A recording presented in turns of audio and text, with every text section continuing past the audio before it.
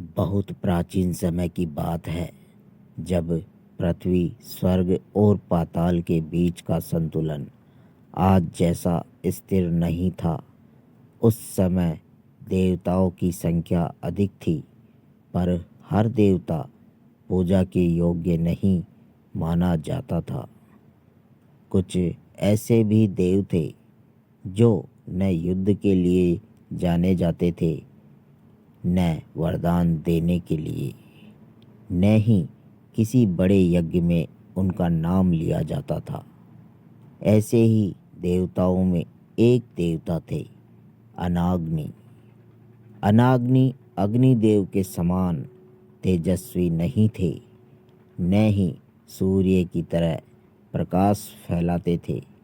वे अग्नि के भीतर निवास करने वाली शक्ति थे, वह शक्ति जो आग को जलाने से पहले उसे संयम सिखाती है।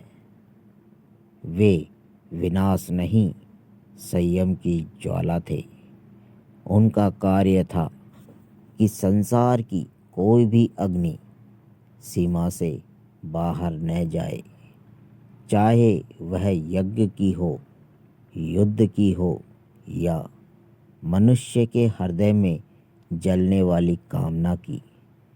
जब देवताओं और असुरों में पहला महायुद्ध हुआ था, तब अनाग्नि ने किसी का पक्ष नहीं लिया। वे युद्ध भूमि में नहीं उतरे, बल्कि दूर बैठकर केवल इतना करते रहे कि आग से जन्म लेने वाला विनाश संपूर्ण सृष्टि को न जला डाले। उसी समय से वे देवताओं की दृष्टि में निष्क्रिय कहलाने लगे। देवताओं को वह देव प्रिय होते हैं जो शत्रु का संहार करे, चमत्कार दिखाए या वरदान देकर भक्तों को बांध ले। अनाग्नि इन सबसे दूर थे। वे मौन में रहते थे, तप में रहते थे और केवल अपना कर्तव्य निभाते थे। समय बीतता गया। इंद्र के दरबार में नए देव आए, नए नाम गूंजने लगे। यज्ञों में अग्नि को पुकारा जाता था, पर अनाग्नि को नहीं। लोग भूलने लगे कि अग्नि को मर्यादा में रखने वाला भी कोई है।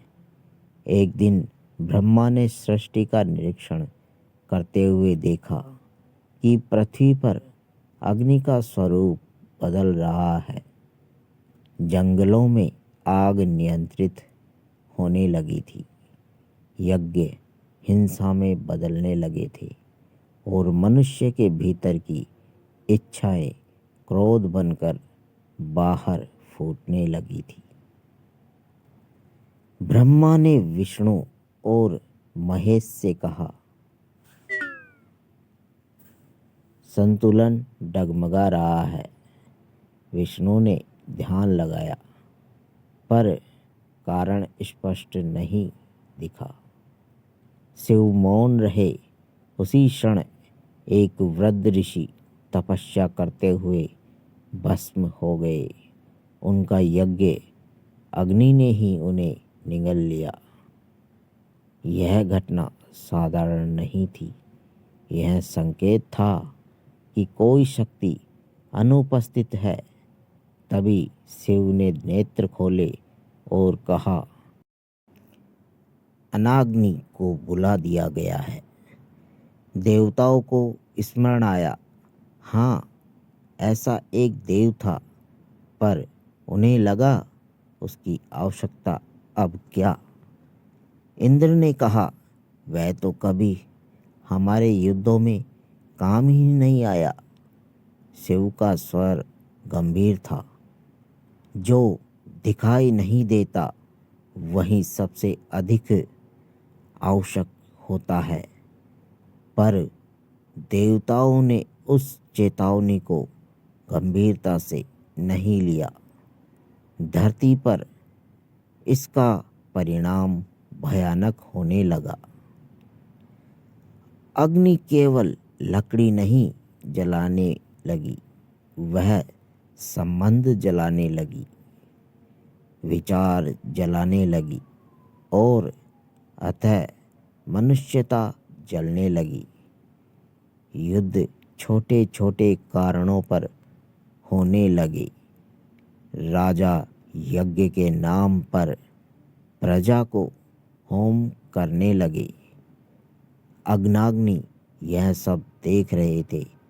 स्वर्ग के एक कोने में जहाँ कभी उनका स्थान था, वहाँ अब कोई नहीं आता था। न मंत्र न आह्वान। पहली बार उनके भीतर भी एक प्रश्न उठा, क्या मेरा अस्तित्व व्यर्थ था? पर वे देव थे, उनका अहंकार नहीं जागा।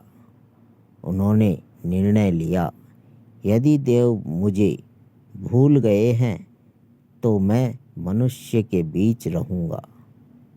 वे एक साधारण तपस्वी के रूप में पृथ्वी पर उतरे। उनके शरीर में न तेज था न आभूषण, बस आँखों में गहरी शांति थी। वे एक ऐसे गांव में पहुँचे जहाँ हर घर में आग जल रही थी, चूल्हे की नहीं, द्वेष की।